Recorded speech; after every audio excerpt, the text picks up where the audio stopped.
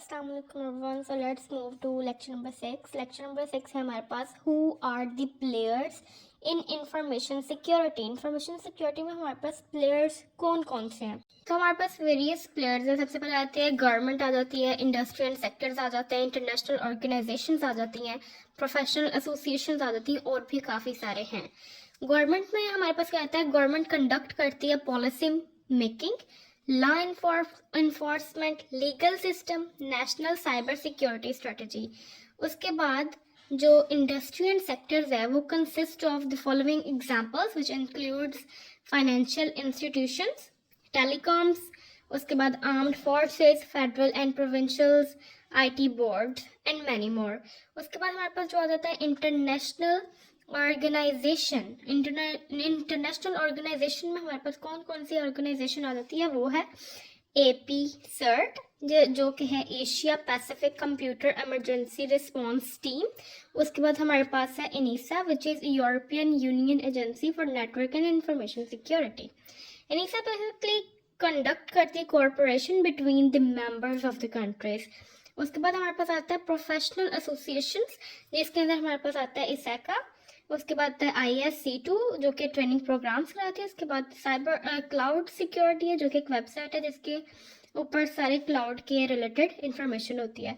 तो chapter number 6 में हमारे पास बस यही है। Let's move on chapter number 7। Okay, so chapter number जो 7 है वो बहुत इंपॉर्टेंट है, which is InfoSec, means info security, information security transformation framework, 4 layers. इसकी 4 लेयर्स होती हैं, जिसके अंदर हमारे पास आ जाती है सिक्योरिटी हार्डनिंग, वल्नरेबिलिटी, उसके बाद security engineering, then security governance. Okay, so these are sequence wise. First layer हमारे पास ये है, सेकंड ये है, थर्ड ये है एंड फोर्थ ये है। ये हमारे पास सीक्वेंस वाइज ही रहेगा। अगर हमारे पास ये है सिक्योरिटी गवर्नेंस, तो ये तब तक इम्प्लीमेंट नहीं हो सकती जब तक हमारे पास ये 3 नहीं होंगी। तो हम देख लेते हैं सिक्योरिटी हार्डनिंग में क्या है। Security hardening conducting in following manner. सबसे पहले क्या होता है, कंपाइल करते हैं आईटी एसेट्स को, उसके बाद एस्टेब्लिश मिनिमम सिक्योरिटी बेसलाइन, उसके बाद होती है रिसर्च, देन उसका आ जाता है पायलट फेज में टेस्टिंग आ जाती है, उसके बाद फिर हम एंड पे इम्प्लीमेंट एंड मॉनिटर कर लेते हैं। ये थी हमारे पास security hardening. Okay, so security hardening में हमारे पास जो आईटी एसेट्स आता है, आईटी एसेट्स में मींस इसके अंदर आ जाता है network, systems, applications, databases, mobile and physical security. ये सब हमारे पास आ जाता है आईटी एसेट्स के अंदर। उसके बाद सिक्योरिटी हार्डनिंग होती क्या है? Basically it is a process of configuring IT assets to maximize security of the IC assets and minimize security risk. Okay, so let's move to vulnerability management, जिसके अंदर हमारे पास सबसे पहले आ जाती है परचेज इंटरनेट टूल, उसके बाद कंट्रोल असेसमेंट, देन उसकी रिपोर्ट होती है, उसके बाद फिर ये साइकिल रिपीट होता है मंथली। ये आ जाती है हमारे पास वल्नरेबिलिटी मैनेजमेंट के अंदर। उसके बाद आ जाती है हमारे पास सिक्योरिटी इंजीनियरिंग। सिक्योरिटी इंजीनियरिंग में सबसे पहला स्टेप क्या होता है, एक्सेस रिस्क प्रोफाइल, उसके बाद फिर रिसर्च आ जाती है, देन सिक्योरिटी के सॉल्यूशंस आ जाते हैं, देन डिजाइन सिक्योरिटी आर्किटेक्चर, जो आर्किटेक्चर है सिक्योरिटी का वो डिजाइन किया जाता है, उसके बाद इम्प्लीमेंटेशन होती है एंड देन एंड पर उसका टेस्ट होता है।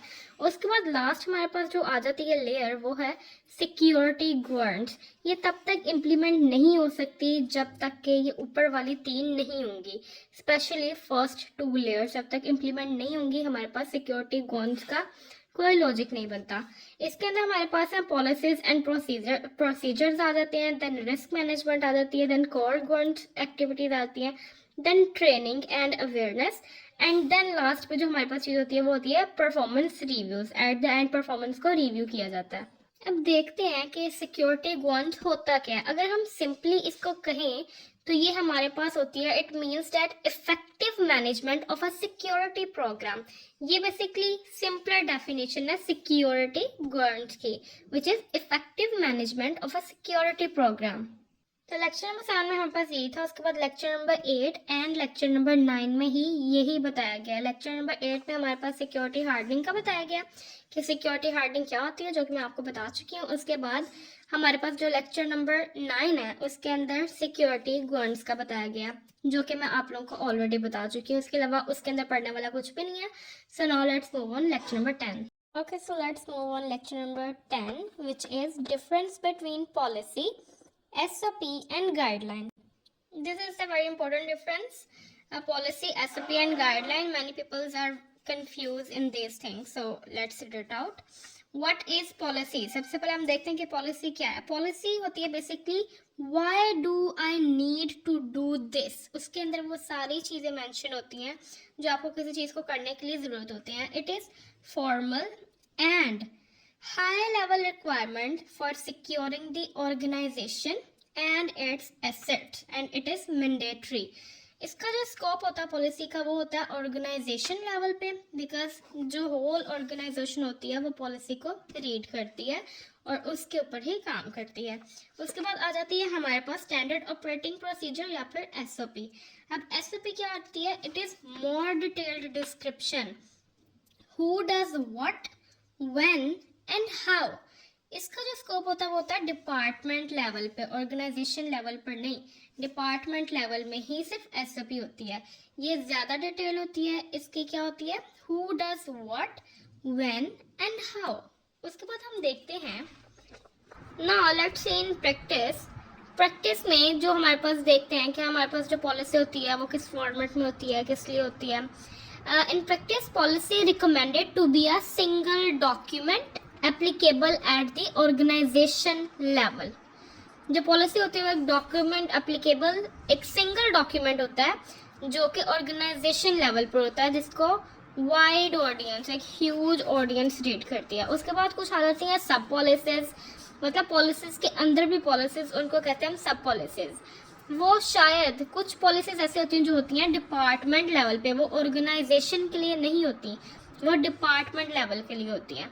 बस लेसन नंबर 10 में इतना ही था. Now let's move on lesson number 11.